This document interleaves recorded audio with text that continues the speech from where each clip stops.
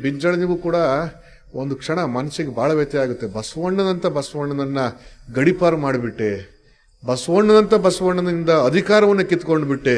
ಎಷ್ಟು ಪಡ್ಕೊಂಡಿದ್ದೆ ಬಸವಣ್ಣನಿಂದ, ನಾನು ಎಷ್ಟು ಪಡ್ಕೊಂಡಿದ್ದೆ, ತೀರಿಸಲಿಕ್ಕೆ ಆಗಲಾರದಿರುವಷ್ಟನ್ನು ಬಸವಣ್ಣನಿಂದ ಪಡ್ಕೊಂಡಿದ್ದೆ. ನಾನು ಯಾವತ್ತಿಗೂ ಕೂಡ ಬಸವಣ್ಣ ನನ್ನಿಂದ ಆದೆ ಬಿಜ್ಜಳ ನೀನು ಅಂತೇಳಿ ಹೇಳಿರ್ಲಿಲ್ಲ. ಅಂಥ ಬಸವಣ್ಣನನ್ನು ನಾನು ಈ ಒಂದು ಘಟನೆ ಕಾರಣಕ್ಕೋಸ್ಕರ ಎಷ್ಟು ಕೆಟ್ಟದಾಗಿ ನಡೆಸಿಕೊಂಡೆ ಅಂತ ಬಿಜ್ಜಳನಿಗೂ ಕೂಡ ಮನಸ್ಸಿಗೆ ಬಹಳ ವ್ಯತ್ಯಾಗುತ್ತೆ. ಬಹಳ ವ್ಯತ್ಯಾಗಿ ಏನ್ ಮಾಡ್ತಾನೆ ಅಂತ ಹೇಳಿದ್ರೆ, ಆ ಕೊಂಡೆ ಮಂಚಣ್ಣನಂತ ಆ ಮಂತ್ರಿಗಳೇನಿದ್ರಲ್ಲ, ಆ ಮಂತ್ರಿಗಳೆಲ್ಲರನ್ನು ಕರೆದು ಇನ್ನೇನು ಮಾಡಬೇಕು, ನಿಮ್ಮ ಜವಾಬ್ದಾರಿ, ರಾಜನ ಆಜ್ಞೆಗೆ ಕಾಯಬೇಕಾದಂತ ಅಗತ್ಯ ಇಲ್ಲ, ನನಗೆ ಮನಸ್ಸು ಬಹಳಷ್ಟು ಕೆಟ್ಟು ಹೋಗಿದೆ ಅಂತ ಹೇಳಿ ಅವನು ಅಂತಃಪುರ ಸೇರ್ಕೊಂಡು ಬಿಡ್ತಾನೆ. ಹೀಗೆ ಅಂತಃಪುರ ಸೇರ್ಕೊಂಡು ಬಸವಣ್ಣ ಆ ಕಡೆ ಕಲ್ಯಾಣವನ್ನು ಬಿಟ್ಟು ಹೋಗ್ತಾ ಇರಬೇಕಾದ್ರೆ ಅಲ್ಲಿರ್ತಕ್ಕಂಥ ಶರಣರೆಲ್ಲರಿಗೂ ಕುರಿತು ಹೇಳ್ತಾರವರು, ನಾನು ಬಂದ ಕಾರ್ಯಕ್ಕೆ ನೀವು ಬಂದಿರಿ, ನೀವು ಬಂದ ಕಾರ್ಯಕ್ಕೆ ನಾನು ಬಂದೆನು, ನೀವು ಬಂದ ಕಾರ್ಯಕ್ಕೆ ಪ್ರಭುದೇವರು ಬಂದರು ಹೇಳ್ತಾರೆ. ನೀವೆಲ್ಲ ಬಂದಿದ್ದು ಕಲ್ಯಾಣವನ್ನು ಕಟ್ಟೋದಕ್ಕೋಸ್ಕರವಾಗಿ, ನೀವು ಬಂದಿದ್ದು ಶಿವಪುರವನ್ನು ನಿರ್ಮಾಣ ಮಾಡೋದಕ್ಕೋಸ್ಕರವಾಗಿ, ನೀವು ಬಂದಿದ್ದು ಈ ಒಂದು ಸಾಮರ್ಥ್ಯಗಳನ್ನ ಬಿತ್ತಿ ಭಕ್ತಿ ಬೆಳೆಯನ್ನ ಬೆಳೆಯೋದಕ್ಕೋಸ್ಕರವಾಗಿ ಬಂದಿರತಕ್ಕಂಥವ್ರು. ಹಂಗೆ ನೀವು ಬಂದ ಕಾರ್ಯಕ್ಕೆ ಪ್ರಭುದೇವರು ಕೂಡ ಬಂದು ಸೇರ್ಕೊಂಡ್ರು, ಅವರು ಬೆಳೆದ್ರು. ಎಷ್ಟು ಬೆಳೆದ್ರು ಬೆಳೆಗಳನ್ನ ಅಂತ ಹೇಳಿದ್ರೆ, ಭುವಿಯನ್ನೆಲ್ಲ ವ್ಯಾಪಿಸಿತ್ತು ಭಕ್ತಿಯ ಬೆಳಸು. ಅಷ್ಟು ಚಂದ ಬೆಳೆದ್ವಪ್ಪ. ಇವತ್ತು ಆ ಬೆಳೆಯನ್ನ ಬೆಳೀತಾ ಬೆಳೀತಾ ಬೆಳೀತಾ ಕಲ್ಯಾಣ ಪ್ರಣತೆಯಾಗಿತ್ತು. ನಾನು ತೈಲವಾದೆ, ನೀವು ಬತ್ರಿಯಾದರಿ, ಪ್ರಭುದೇವರು ಜ್ಯೋತಿಯಾದರು. ಬಸವಣ್ಣ ಹೇಳೋದು, ನಾನು ತೈಲ ಆದೆ, ನೀವೆಲ್ಲರೂ ಬತ್ತಿಗಳು ಆದ್ರಿ, ಪ್ರಭುದೇವರು ಅದಕ್ಕೆ ಜ್ಯೋತಿಯಾಗಿ ಬೆಳಗಿದ್ರು. ಹೆಂಗ ಬೆಳಗುತ್ತೋ ಅಂದ್ರೆ, ಯಾವ ಕಾಕದೃಷ್ಟಿ ಬಿತ್ತೋ ಪ್ರಣತೆ ಒಡೆಯಿತ್ತು, ಬತ್ತಿ ಬಿದ್ದಿತ್ತು, ಜ್ಯೋತಿ ನಂದಿತ್ತು, ಕೂಡಲ ಸಂಗಮ ದೇವರ ಮನ ಬೆಂದಿತ್ತಯ್ಯ ಅಂತ ಹೇಳ್ತಾರೆ ಬಸವಣ್ಣ. ಹಂಗೇಳಿ ಬಹಳ ಮನಸ್ಸಿಗೆ ವ್ಯಥೆ ಮಾಡಿಕೊಂಡು ಕಲ್ಯಾಣವನ್ನು ಬಿಟ್ಟು ಹೋಗ್ತಾ ಇರ್ಬೇಕಾದ್ರೆ ಅವರು ಅವಲೋಕನ ಮಾಡಿಕೊಳ್ತಾರೆ. ಎಷ್ಟು ಅವಲೋಕನ ಮಾಡಿಕೊಳ್ತಾರೆ, ಹೆಂಗೆ ಅವಲೋಕನ ಮಾಡಿಕೊಳ್ತಾರೆ ಅಂತಂದ್ರೆ, ಬಸವಣ್ಣ ಎಲ್ಲ ಶರಣರನ್ನ ಬೀಳ್ಕೊಂಡು ಅವ್ರ ಜೊತೆಲಿ ಹಡಪದ ಅಪ್ಪಣ್ಣವ್ರು ಬಂದ್ಬಿಡ್ತಾರೆ. ಬಸವಣ್ಣ ಹಡಪದ ಅಪ್ಪಣ್ಣವ್ರನ್ನ ಆಪ್ತ ಸಹಾಯಕನನ್ನಾಗಿ ಇಟ್ಕೊಂಡಿರ್ತಾರೆ. ಯಾಕೆ ಅನ್ನೋದು ಬಹಳ ಮುಖ್ಯ. ಇವತ್ತಿಗೂ ನಮ್ಮ ಸಮಾಜದೊಳಗೆ ಒಬ್ಬ ಕ್ಷೌರಿಕ ಎದುರಿಗೆ ಬಂದ್ರೆ ಅಪಶಕುನ ಅಂತೀವಿ ನಾವು. ಆದ್ರೆ ಅವನು ಬಂದು ನಮಗೆ ಕ್ಷೌರ ಮಾಡದೇ ಇದ್ದರೆ ನಮ್ಮ ಮುಖಗಳು ಚಂದ ಕಾಣ್ತಿದ್ವೇನು? ನಿಮ್ ಗಂಡಂದ್ರು ಚಂದ ಕಾಣ್ತಾರೆ ಅಂತಂದ್ರೆ ಕೂದಲು ಬಿಟ್ಕೊಂಡು ಅಡ್ಡಾಡಿಸಿ ಚೆನ್ನಾಗಿ ಕಾಣ್ತೈತೆ ಅನ್ನೋದು.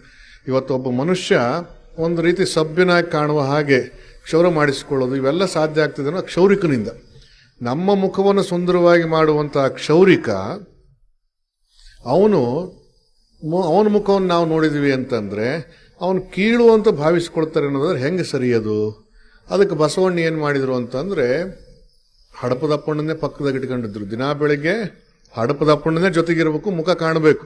ಅವನು ಕೀಳಲ್ಲ, ಕಲ್ಯಾಣ ಕಟ್ಟೋದಕ್ಕೆ ಸಾಧ್ಯವಾಯ್ತು ಅವನ ಜೊತೆಗಿದ್ದದಕ್ಕೆ ಅಂತೇಳಿ ಜಗತ್ತಿಗೆ ತೋರಿಸ್ಕೊಟ್ರು ಬಸವಣ್ಣ. ಅಂತ ಅಪ್ಪಣ್ಣ ಬಸವಣ್ಣವ್ರ ಜೊತೆಗೆ ಅವರು ಕೂಡ ಕಲ್ಯಾಣವನ್ನು ಬಿಟ್ಟು ಹೋಗ್ತಾ ಇದ್ದಾರೆ. ಹಾಗೆ ಕಲ್ಯಾಣ ಬಿಟ್ಟು ಹೋಗ್ತಾ ಇರಬೇಕಾದ್ರೆ ಬಸವಣ್ಣ ತಮಗೆ ತಾವೇ ಸಮಾಧಾನ ಮಾಡಿಕೊಳ್ಳುವ ಹಾಗೆ ಒಂದು ಮಾತನ್ನ ಹೇಳ್ಕೊಡ್ತಾರೆ. ಒಂಥರ ಸ್ವಗತ ಅಂತಾರೆ ನೋಡ್ರಿ, ನಾಟಕಗಳಲ್ಲಿ ಸ್ವಗತ ಅಂತಾರೆ. ಸ್ವಗತ ಅಂದ್ರೆ ಏನಪ್ಪಾ ಅಂದ್ರೆ, ಇವ್ರು ಮಾತಾಡ್ತಿರೋದಲ್ಲ, ಹಿಂದ್ಗಡೆಯಿಂದ ಒಂದು ದನಿ ಕೇಳ್ತಾ ಇರ್ತಾವ್ರು, ಅಂದ್ರೆ ಅವ್ರ ಮನಸ್ಸಿನೊಳಗೆ ಆಲೋಚನೆಯನ್ನು ಮಾಡ್ತಾ ಇದ್ದಾರೆ ಅಂತ. ಹಾಗೆ ಸ್ವಗತದ ರೀತಿ ಒಳಗೆ ಬಸವಣ್ಣ ಒಂದು ಮಾತನ್ನಂತಾರೆ.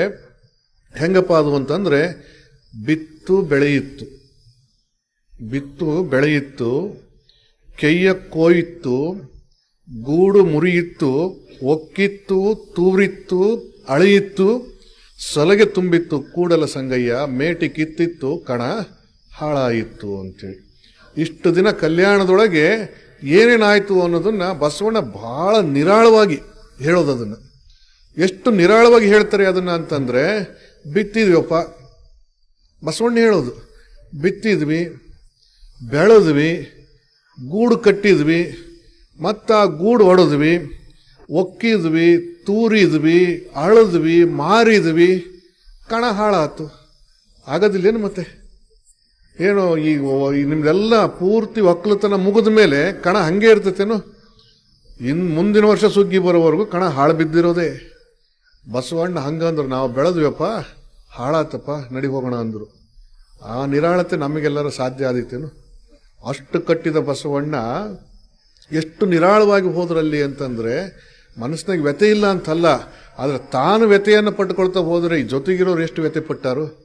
ಅದಕ್ಕೆ ಬಸವಣ್ಣ ಅವ್ರಿಗೆ ಸಮಾಧಾನ ಮಾಡ್ತಿದ್ರೆ. ಹೆಂಗೆ ಸಮಾಧಾನ ಮಾಡ್ತಾರಪ್ಪ ಅಂದ್ರೆ, ಬಿತ್ತಿದ್ವಪ್ಪ, ಬೆಳೆ ಬಂತು, ನಾವು ಬಿತ್ತಿದ್ವಿ, ಬೆಳೆ ಬಂತು, ಆ ಗೂಡು ಕಟ್ಟಿದ್ವಿ, ಗೂಡು ಒಡೆದಾಯ್ತು, ಒಕ್ಕಲು ಮಾಡೆ ಆಯ್ತು, ತೂರಿ ಆಯ್ತು, ಮಾರೆ ಆಯ್ತು, ಉಂಡಾಯ್ತು, ಇನ್ನೂ ಕಣ ಚಂದ ಇರ್ಬೇಕು ಅಂದ್ರೆ ಹೆಂಗೆ ಸಾಧ್ಯವಾದಿತ್ತು? ಕಣ ಹಾಳಾಗೋದೇ ಅದು, ಕಣ ಒಂದಿನ ಹಾಳಾಗೋದೇ ಒಂದಿನ ಅಂತ ಹೇಳಿ ಬಸವಣ್ಣವ್ರು ಆರಾಮು ಕಲ್ಯಾಣವನ್ನು ಬಿಟ್ಟು ಸಂಗಮದ ಕಡೆಗೆ ಹೋದ್ರು. ಹಾಗೆ ಬಸವಣ್ಣ ಸಂಗಮದ ಕಡೆಗೆ ಹೋಗೋದನ್ನೇ ಕಾಯ್ತಾ ಕೂತಿದ್ರೇನೋ ಗೊತ್ತಿಲ್ಲ. ಈ ಕಡೆ ಬಿಜ್ಜಳ ನೇಮಕ ಮಾಡಿರ್ತಕ್ಕಂಥ ಕೊಂಡೆಯ ಮಂಚಣ್ಣನಂತ ಕ್ರೂರಿಗಳು ಏನ್ ಮಾಡಿದ್ರು ಅಂತಂದ್ರೆ, ಇತಿಹಾಸದೊಳಗೆ ಯಾರೂ ಕೊಟ್ಟಿರಬಾರದು ಅಷ್ಟು ವಿಕೃತವಾದಂತ ಒಂದು ಶಿಕ್ಷೆಯನ್ನ ಹರಳೆಯ ಮದುವೆಗಳಿಗೆ ಕೊಟ್ಟು ಬಿಡ್ತಾರೆ. ಬಹಳ ವಿಕೃತವಾದಂತ ಶಿಕ್ಷೆ. ಎಷ್ಟು ವಿಕೃತ ಅಂತಂದ್ರೆ, ಬಹುಶಃ ನಿಮಗೆಲ್ಲ ಗೊತ್ತಿದೆ, ಅವನು ನೆಪೋಲಿಯನ್, ಹಿಟ್ಲರ್, ಅವನು ಗ್ಯಾಸ್ ಚೇಂಬರ್ಗಳನ್ನು ಮಾಡಿ ಜನಗಳನ್ನು ಕೊಲೆ ಮಾಡ್ತಿದ್ದಂತೆ. ಅದ್ರ ತುಂಬ ಜನಗಳನ್ನು ತುಂಬಿ ಉಸಿರು ಕಟ್ಟಿಸಿ ಸಾಯಿಸ್ತಾ ಇದ್ದಂತೆ. ಉಸಿರು ಕಟ್ಟಿಕೊಳ್ತಾ ಆ ಗ್ಯಾಸಿನ ವಾಸನೆಯನ್ನು ಕುಟ್ಕೊಳ್ತಾ ಅವರು ಅನ್ಕಾನ್ಶಿಯಸ್ ಆಗ್ತಿದ್ರು, ಅಪ್ರಜ್ಞಾವಸ್ಥೆಗೆ ಹೋಗಿಬಿಡ್ತಾ ಇದ್ರು, ಅವ್ರಿಗೆ ಸಾಯೋ ನೋವು ಗೊತ್ತಾಗದಂಗೆ ಸತ್ತೋಗ್ಬಿಡ್ತಾ ಇದ್ರು. ಆದರೆ ಇಲ್ಲಿ ಹರಳೆಯ ಮದುವೆಗಳಿಗೆ ಎಂಥ ಕಠಿಣವಾದ ಶಿಕ್ಷೆಯನ್ನು ಕೊಡ್ತಾರೆ ಈ ನೀಚರು ಅಂತಂದ್ರೆ, ಅವರ ಕಣ್ಣುಗಳನ್ನ ಕಾದ ಕತ್ತಿಗಳಿಂದ ಕೀಳಿಸ್ತಾರೆ. ಕಣ್ಣುಗಳನ್ನ ಕಾದ ಕತ್ತಿಗಳಿಂದ ಕೀಳಿಸ್ತಾರೆ. ಕೀಳಿಸಿ ಅವರು 2 ಜನಗಳ ಕೈಯನ್ನು ಕಟ್ಟಿ ಆನೆಗಳಿಗೆ ಹೆಂಡವನ್ನು ಕೂಡಿಸಿ ಸಾಯುವವರೆಗೂ ಕಲ್ಯಾಣದ ನೆಲದ ಮೇಲೆ ಹೆಳಿಸ್ತಾರೆ ಅಂತಂದ್ರೆ ಎಷ್ಟು ನೀಚತನ ಇದ್ದಿತ್ತು ಯೋಚನೆ ಮಾಡಿ. ಒಬ್ಬ ಮನುಷ್ಯ, ಜೀವಂತವಾಗಿರುವಂತ ಮನುಷ್ಯನನ್ನ ದೇಹದ ಮಾಂಸ ಚಿಕ್ಕದು ಕಿತ್ತು ಬರಬೇಕು, ಪ್ರಾಣ ಅನ್ನೋದು ಸ್ವಲ್ಪ ಸ್ವಲ್ಪವೇ ಹೋಗಬೇಕು, ಇಷ್ಟು ಚಿತ್ರಹಿಂಸೆಯನ್ನು ಕೊಟ್ಟು ಸಾಯಿಸ್ತಾರೆ ಅಂತ ಎಷ್ಟು ಕ್ರೂರಿಗಳಾಗಿದ್ರು ಅವ್ರು. ಯೋಚನೆ ಮಾಡಬೇಕಲ್ಲ ನಾವು. ಇವತ್ತಿಗೂ ಆ ಕಲ್ಯಾಣದೊಳಗೆ ಹೋದಾಗ ತೋರಿಸ್ತಾರೆ, ಹರಳೆಯ ಮದುವೆಗಳಿಗೆ ಎಳೆ ಹೂಟೆ ಹೊಡೆದ ಜಾಗ ಇದು ಅಂತ ತೋರಿಸ್ತಾರೆ. ಆ ಜಾಗದ ಮೇಲೆ ಕಾಲಿಡೋದಕ್ಕೆ ಮನಸ್ಸು ಬರೋದಿಲ್ಲ, ಯಾಕೆಂದ್ರೆ ಆ ಮಣ್ಣು ಕೆಂಪಗಿದೆ. ನಿಮಗೆಲ್ಲ ಗೊತ್ತಾಗುತ್ತಲ್ಲ, ಮಣ್ಣು ಕೆಂಪುಗಿದೆ. ಅದು ಆ ಮಣ್ಣನ್ನು ನೋಡಿದ್ರೆ ಹರಳೆಯ ಮದುವೆಗಳ ರಕ್ತದ ಬಣ್ಣ ಇನ್ನೂ ಮಾಸಿಲ್ವಲ್ಲಪ್ಪ ಅಂತ ಅನ್ಸುತ್ತೆ. ಅಷ್ಟು ವ್ಯತೆ ಆಗುತ್ತೆ ಮನಸ್ಸಿಗೆ. ಅಷ್ಟು ರಕ್ತವನ್ನು ಬಸಿದು ಅವರ ಪ್ರಾಣವನ್ನು ತ್ಯಾಗ ಮಾಡಿ ನಮ್ಮನ್ನು ಬದುಕಿಸಿದ್ರು ಹರಳೆಯ ಮದುವೆಗಳು. ಇದನ್ನ ಇತಿಹಾಸದ ಯಾವ ಪುಟಗಳು ಕೂಡ ದಾಖಲೆ ಮಾಡಲಿಲ್ಲ. ಈ ಘಟನೆಯನ್ನ ಇತಿಹಾಸದ ಯಾವ ಪುಟಗಳು ದಾಖಲೆ ಮಾಡಲಿಲ್ಲ. ಭೀಮಕವಿಯ ಬಸವ ಪುರಾಣದಲ್ಲಿ ಹೇಳೋದೇನಪ್ಪಾ ಅಂತಂದ್ರೆ, ಹರಳೆಯ ಮದುವೆಗಳ ಕಣ್ಣು ಕೀಳಿಸಿದ ಬಿಜ್ಜಳ ಅಷ್ಟೇ. ಯಾಕೆ ಕೀಳಿಸಿದ ಅಲ್ಲಿಯೂ ದಾಖಲಾಗೋದಿಲ್ಲ. ಹರಿಹರನ ಬಸವರಾಜ ದೇವರ ರಗಳೆ ಒಳಗೆ ಬಸವಣ್ಣನವರ ಅಂತ್ಯ ಹೇಗಾಯಿತು ಅನ್ನೋದು ದಾಖಲೆಯೇ ಆಗೋದಿಲ್ಲ. ಶಿಷ್ಟ ಇತಿಹಾಸಕಾರರು ಇದನ್ನ ಪುಟಗಳಲ್ಲಿ ದಾಖಲೆ ಮಾಡೋದಿಲ್ಲ, ಆದರೆ ಜನಪದರು ಅದನ್ನು ದಾಖಲೆ ಮಾಡ್ತಾರೆ. ಈಗ ಹೇಳಿದ್ರು ನೋಡ್ರಿ, ನೋಡು ಲಿಂಗವೇ, ಅದರೊಳಗೆ ಏನಾಯ್ತು ಹರಳೆಯ ಮದುವೆಗಳಿಗೆ ಅನ್ನೋದನ್ನ ಅದರೊಳಗೆ ದಾಖಲೆ ಮಾಡಿದ್ರು. ಜನಪದ ಕಥನಗಳಲ್ಲಿ, ಜನಪದ ಗೀತೆಗಳಲ್ಲಿ ಹರಳೆಯ ಮದುವೆಗಳಿಗೆ ಯಾಕೆ ಎಳೆ ಹುಟ್ಟಿ ಶಿಕ್ಷೆ ವಿಧಿಸಿದ್ರು ಅನ್ನುವಂಥದ್ದನ್ನು ದಾಖಲೆ ಮಾಡಿದ್ರು. ಹಿಂಗೆ ದಾಖಲೆ ಮಾಡಿ ಅದನ್ನ ಬಾಯಿಂದ ಬಾಯಿಗೆ ಮರಿಬಾರದು ನಮ್ಮ ಜನ. ಈ ಬುದ್ಧಿವಂತರು ಅನ್ನಿಸಿಕೊಂಡಿರ್ತಕ್ಕಂಥವ್ರು ಬರೆದಂತ ಇತಿಹಾಸದಲ್ಲಿ ಅದು ಇಲ್ಲದೆ ಇದ್ರೇನಂತೆ, ನಾವು ದಡ್ರು ಇತಿಹಾಸದೊಳಗೆ ಉಳ್ಕೊಳ್ಳಿ ಅಂತ ಹೇಳಿ ಅವರು ಜನಪದರು ಹಾಡಿದ್ರು, ತೂರ್ಬೇಕಾರೆ ಹಾಡಿದ್ರು, ಕೇರ್ಬೇಕಾರೆ ಹಾಡಿದ್ರು, ಬೀಸ್ಬೇಕಾರೆ ಹಾಡಿದ್ರು, ಬಿತ್ತಬೇಕಾದ್ರೆ ಹಾಡಿದ್ರು, ಮಾರ್ಬೇಕಾದ್ರೆ ಹಾಡಿದ್ರು, ಮದುವೆ ಮಾಡಬೇಕಾದ್ರೆ ಹಾಡಿದ್ರು, ಉಣಾಕಬೇಕಾದ್ರೆ ಹಾಡಿದ್ರು. ಹಾಡಿ ಇವತ್ತಿನವರೆಗೂ ಇತಿಹಾಸದ ಪುಟಗಳಿಂದ ಅದು ಮಾಸಲಾರದ ಹಾಗೆ ಜನಪದರು ಉಳಿಸಿಕೊಂಡು ಬಂದರು ಈ ಘಟನೆಗಳನ್ನ. ನೋಡಿ, ಇದು ಇಡೀ ನಾಡಿನಾದ್ಯಂತ ಗೊತ್ತಿರತಕ್ಕಂಥ ಘಟನೆ. ಹರಳೆಯ ಮದುವೆಗಳಿಗೆ ಎಳೆ ಹುಟ್ಟಿಯಾಗಿರ್ತಕ್ಕಂಥದ್ದು ನಾಡಿನ ಜನಗಳಿಗೆಲ್ಲ ಗೊತ್ತಿರತಕ್ಕಂಥ ಘಟನೆ. ಆದರೆ ಗೊತ್ತಾಗದೆ ಇರುವ ಹಾಗೆ ಮಲಪ್ರಭಾ ನದಿ ಒಳಗೆ, ಕೃಷ್ಣಾ ನದಿ ಒಳಗೆ, ಘಟಪ್ರಭಾ ನದಿ ಒಳಗೆ ಎಷ್ಟು ಜನರ ರಕ್ತ, ಶರಣರ ರಕ್ತ ಹರಿದು ಹೋಗಿದ್ದು ಯಾರಿಗೂ ಗೊತ್ತದು? ಎಷ್ಟು ಶರಣರ ರಕ್ತ ಹರಿದು ಹೋಗಿದೆ ಯಾರಿಗೂ ಗೊತ್ತದು? ಆ ರಕ್ತಕ್ಕೆ ನಾವು ಕೊಡ್ತಾ ಇರುವಂತ ಬೆಲೆ ಏನು ಅಂತೇಳಿ ಆತ್ಮಾವಲೋಕನ ಮಾಡಿಕೊಳ್ಬೇಕಾಗಿದೆ. ಇವತ್ತು ನಾವು ನೀವೆಲ್ಲರೂ ಕೂಡ ಏನು ಬೆಲೆ ಕೊಡ್ತಾ ಇದೀವಿ ಅಂತೇಳಿ ಆತ್ಮಾವಲೋಕನ ಮಾಡಿಕೊಳ್ಬೇಕಾಗ್ತದೆ. ನಾವುಗಳು ಆ ಬಸವಣ್ಣ, ಅಲ್ಲಮ, ಸಿದ್ದರಾಮರು, ಚನ್ನಬಸವಣ್ಣ, ನೋಡಿ ಎಷ್ಟು ಅವರ ವೈಯಕ್ತಿಕ ಬದುಕುಗಳ ಸುಖ ದುಃಖಗಳನ್ನೆಲ್ಲವನ್ನು ಕೂಡ ಬದಿಗೊತ್ತಿ ಮುಂದಿನ ಮನುಜ ಕುಲಕ್ಕೆ ಬೆಳಕಾಗಬೇಕು ಅಂತೇಳಿ ಬದುಕಿದ್ರಲ್ಲ. ಇಡೀ ಜೀವನವನ್ನೇ ಜ್ಯೋತಿಯ ರೀತಿಯೊಳಗೆ ತಮ್ಮನ್ನು ತಾವು ಸುಟ್ಟುಕೊಳ್ತಾ ಬದುಕಿ ಬಾಳಿದ್ರಲ್ಲ. ಅಂಥವ್ರಿಗೆ ನಾವು ಕೊಡುವಂಥ ಬೆಲೆ ಏನು ಯೋಚನೆ ಮಾಡಬೇಕಲ್ಲ. ಚನ್ನಬಸವಣ್ಣಂತ ಮಗ, ಚನ್ನಬಸವಣ್ಣನಂತಹ ಹೊಟ್ಟೆಗೆ ಹುಟ್ಟಿದ ಮಗ ಕಣ್ಣೆದುರಿಗೆ ಸತ್ತು ಹೋಗ್ತಾನೆ, ಕಣ್ಣೆದುರಿಗೆ ಲಿಂಗೈಕ್ಯನಾಗ್ತಾನೆ, ಅವನ ಜೀವನ ಅವಸಾನವಾಗುತ್ತೆ. ಅದನ್ನ ತಾಯಿ ನೋಡ್ತಾಳೆ, ಅಕ್ಕನಾಗಮ್ಮ ನೋಡ್ತಾಳೆ. ನೋಡಿಯೂ ಕೂಡ ಅದು ಮುಖ್ಯವಾಗೋದಿಲ್ಲ. ಆ ತಾಯಿಗೆ ಮುಖ್ಯ ಆಗೋದೇನಪ್ಪ ಅಂತಂದ್ರೆ ವಚನಗಳನ್ನು ರಕ್ಷಣೆ ಮಾಡೋದು ಮುಖ್ಯವಾಗುತ್ತೆ. ನೀಲಾಂಬಿಕೆ, ಗಂಗಾಂಬಿಕೆ, ಮಡಿವಾಳ ಮಾಚಿದೇವರು, ಅಂಬಿಗರ ಚೌಡಯ್ಯನವರು, ಕಿನ್ನರಿ ಬೊಮ್ಮಯ್ಯನವರು, ಒಕ್ಕಲಿಗ ಮುದ್ದಣ್ಣನವರು, ಇವರೆಲ್ಲರೂ ಕೂಡ ಕೈಗೆ ಸಿಕ್ಕಷ್ಟು ವಚನಗಳ ಕಟ್ಟುಗಳನ್ನೆಲ್ಲ ಹೆಗಲ ಮೇಲೆ ಹೊತ್ತುಕೊಂಡು ಕಲ್ಯಾಣದಿಂದ ಓಡ್ ಬರ್ತಾರೆ. ಗಂಗಾಂಬಿಕೆ, ನೀಲಾಂಬಿಕೆಗೆ ಸ್ವಲ್ಪ ಯುದ್ಧ ಗೊತ್ತಿತ್ತು. ಅವ್ರು ಏನ್ ಮಾಡ್ತಾರೆ ಅಂತ ಕತ್ತಿಗಳನ್ನು ಹಿಡಿದು ಬಿಜ್ಜಳನ ಸೈನ್ಯದ ಜೊತೆಯಲ್ಲಿ ಕಾದಾಡಿಕೊಳ್ತಾ ಕಾದರವಳ್ಳಿ ಅಂತಾರೆ ನೋಡ್ರಿ. ಕಾದಿದವರ ಹಳ್ಳಿ ಅದು ಕಾದರವಳ್ಳಿ ಆಗಿ ಹೋಗಿದೆ. ಅಂತಹ ಕಾದರವಳ್ಳಿಗೆ ಈಗ ಆ ಸಪ್ತಾಹ ಹೆಂಗ ನಡೀತೈತೆ ಅಂತ ಕೇಳಿದಾಗ ಆಶ್ಚರ್ಯ ಆಯ್ತು. ಬುದ್ಧಿ ಅಲ್ಲಿ 7 ದಿನಗಳ ಕಾಲ ಭಜನೆ ಮಾಡ್ತಾರೆ, ಬರೀ ಭಜನೆ. ಎಂತ ಭಜನೆ ಅಂತಂದ್ರೆ ಬರೀ ವಚನಗಳ ಭಜನೆ ಅಂತೆ.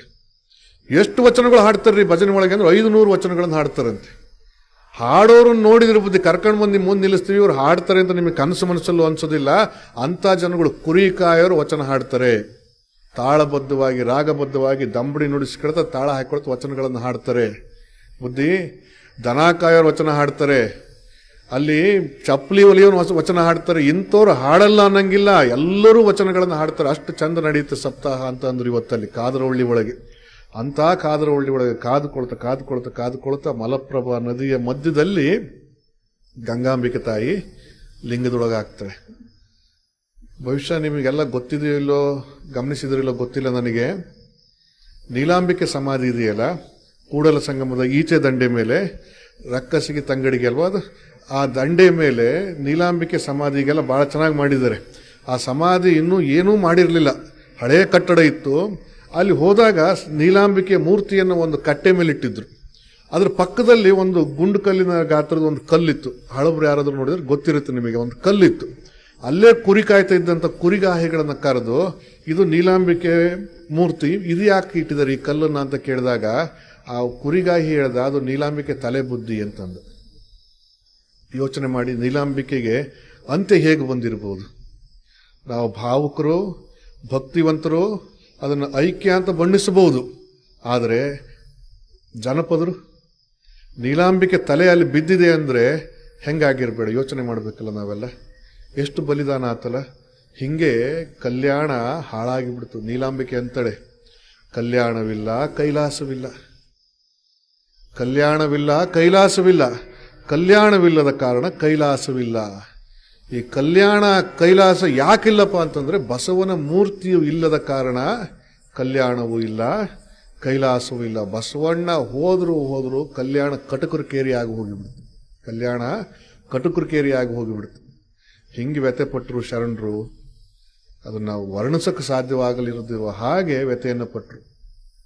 ನೋಡಿ, ಇಷ್ಟೆಲ್ಲ ನೋವನ್ನು ಅನುಭವಿಸಿ ಇಷ್ಟು ಮೌಲಿಕವಾದಂಥ ತತ್ವ ಸಿದ್ಧಾಂತಗಳನ್ನ, ಬದುಕು ಬಾಳ್ವೆಗಳನ್ನ ನಮಗೆ ಕೊಟ್ಟು ಬಸವಣ್ಣನವರು ಬಯಲೊಳಗೆ ಬಯಲಾದರು. ನಾವು ನಿತ್ಯ ಪೂಜೆ ಮಾಡುವಂಥ ಲಿಂಗದೊಳಗೆ ಲಿಂಗವಾದರು ಬಸವಾದಿ ಪ್ರಮುಖರು. ನಾವು ನಿತ್ಯ ಲಿಂಗ ಪೂಜೆ ಮಾಡ್ತಾ ನಮ್ಮ ಆತ್ಮಸಾಕ್ಷಿಯ ಪ್ರತೀಕವಾಗಿ ಲಿಂಗವನ್ನು ನೋಡ್ತೀವಲ್ಲ, ಅದ್ರ ಜೊತೆಯಲ್ಲಿ ನಾವು ಹೊಂದ್ಕೊಳ್ಬೇಕು. ಇದ್ರೊಳಗೆ ಕುತ್ಕೊಂಡು ಬಸವಾದಿ ಪ್ರಮುಖರು ನಮ್ಮನ್ನು ನೋಡ್ತಾ ಇದ್ದಾರೆ. ಅಲ್ರಪ್ಪ, ಇಷ್ಟು ನಿಕೃಷ್ಟವಾಗಿ ಬದುಕ್ತಾ ಇದ್ದೀರಲ್ಲ ನಮ್ಮ ತತ್ವ ಸಿದ್ಧಾಂತ ಹಿಡ್ಕೊಂಡು, ಇದಕ್ಕೋಸ್ಕರವಾಗಿ ನಾವು ಪ್ರಾಣ ತ್ಯಾಗ ಮಾಡಬೇಕಾಗಿತ್ತ ಅಂತ ಹೇಳಿ ಬಸವಾದಿ ಪ್ರಮುಖರು ನಿತ್ಯ ಆ ಲಿಂಗದೊಳಗೆ ನಮ್ಮನ್ನು ಪ್ರಶ್ನೆ ಮಾಡ್ತಾ ಇದ್ದಾರೆ. ಅದನ್ನು ನಾವು ನೋಡಬೇಕು. ಅದನ್ನು ನೋಡಲಿಲ್ಲ ಅಂತ ಹೇಳಿದ್ರೆ ಅವರ ತ್ಯಾಗಕ್ಕೆ, ಅವರ ಬಲಿದಾನಕ್ಕೆ, ಅವರ ರಕ್ತ ತರ್ಪಣಕ್ಕೆ ಯಾವುದೇ ಒಂದು ಬೆಲೆಯೂ ಕೂಡ ಇರೋದಿಲ್ಲ. ಆ ಜೀವಗಳು ನರಳಿದ್ದಕ್ಕೆ ನಾವೇನು ಕೊಟ್ಟ ಹಾಗಾಗಲಿಲ್ಲ. ಒಬ್ಬ ಯೇಸು ಕ್ರಿಸ್ತ ಅವನನ್ನ ಶಿಲುಬೆಗೆ ಏರಿಸಿದ್ರು. ಅವನಿಗೂ ಏನು ಕಡಿಮೆ ಹಿಂಸೆ ಕೊಡಲಿಲ್ಲ. ಅವರು ಜೀವಂತ ಇರುವಾಗ ರಕ್ತ ಸೋರಿ ಸಾಯಬೇಕು ಅಂತ ಹೇಳಿ ಅವನ ಕೈಗಳನ್ನ, ತಲೆಯನ್ನ ಶಿಲುಬೆಗೆ ಏರಿಸಿ ಮಳೆ ಹೊಡೆದು ಸಾಯಿಸಿದ್ರು ಯೇಸು ಕ್ರಿಸ್ತನನ್ನ. ಒಬ್ಬ ಯೇಸು ಕ್ರಿಸ್ತ ಅನುಭವಿಸಿದ ನೋವು ಇಡೀ ಜಗತ್ತಿನಾದ್ಯಂತ ಪ್ರೇಮದ ಪ್ರಚಾರಕ್ಕೆ, ಪ್ರೇಮದ ಮೂಲಕವಾಗಿ ದೈವ ಭಕ್ತಿಯನ್ನು ಜಾಗೃತಗೊಳಿಸೋದಕ್ಕೆ ಕಾರಣವಾಯಿತು. ನಮ್ಮಲ್ಲಿ ಎಷ್ಟು ಯೇಸು ಕ್ರಿಸ್ತರು ಮಣ್ಣಾದರು, ಎಷ್ಟು ಯೇಸು ಕ್ರಿಸ್ತರ ರಕ್ತ ನೆಲಕ್ಕೆ ತರ್ಪಣ ಆಯಿತು, ನಮಗೇನಾದರೂ ಗೊತ್ತಿದೆಯಾ? 12ನೇ ಶತಮಾನದೊಳಗೆ ಹರಳಯ್ಯ ಮದುವಯ್ಯ ಅನ್ನುವಂಥ ಯೇಸು ಕ್ರಿಸ್ತರ ತರ್ಪಣ ಆಯಿತು, ರಕ್ತ ತರ್ಪಣ ಆಯಿತು. ಅವ್ರ ಜೊತೆಯಲ್ಲಿ ಹೆಸರು ಇಡೋದು ಗೊತ್ತಿರಲಾರ್ದೇ ಇರುವಷ್ಟು ಜನ ಶಿವಶರಣ ಶರಣೀಯರು ರಕ್ತ ತರ್ಪಣ ಆಯಿತು. ಅವತ್ತಿನಿಂದ ಇವತ್ತಿನವರೆಗೂ ಅದು ನಡೀತಾನೇ ಇದೆ. ರಕ್ತ ಕೊಡ್ತಾನೆ ಇದ್ದಾರೆ. ಯಾರೂ ಕೂಡ ಯೇಸು ಕ್ರಿಸ್ತನಿಗೆ ಮಳೆ ಹೊಡೆದಾಗ ಹಣೆಗೆ ಮಳೆ ಹೊಡೆದಿರಲಿಲ್ಲ. ಎಂ ಕಲಬುರ್ಗಿಯವರು ಹಣೆಗೆ ಗುಂಡಿಟ್ಟು ಹೊಡೆದ್ಬಿಟ್ರು. ಕಲಬುರ್ಗಿಯವರು ಗುಂಡಿಟ್ರು. ಅಲ್ಲಿ ತನಕನೂ ಯೇಸು ಕ್ರಿಸ್ತರು. ಇನ್ನು ಎಷ್ಟು ಯೇಸು ಕ್ರಿಸ್ತರು ಬಲಿ ಹೋಗಬೇಕು? ನಮ್ಮ ಅಜ್ಞಾನಕ್ಕೆ, ನಮ್ಮ ಮೌಢ್ಯತೆಗೆ, ನಮ್ಮಲ್ಲಿರ್ತಕ್ಕಂಥ ಅಹಂಭಾವನೆಗಳಿಗೆ, ನಮ್ಮಲ್ಲಿರ್ತಕ್ಕಂಥ ಈ ಜಾತಿಯ ಕರ್ಮಟತೆಗೆ ಇನ್ನು ಎಷ್ಟು ಯೇಸು ಕ್ರಿಸ್ತರ ಬಲಿ ಹೋಗಬೇಕು? ಎಷ್ಟು ಹರಳೆಯ ಮದುವೆಗಳು ಬಲಿ ಹೋಗಬೇಕು ಹೇಳಿ?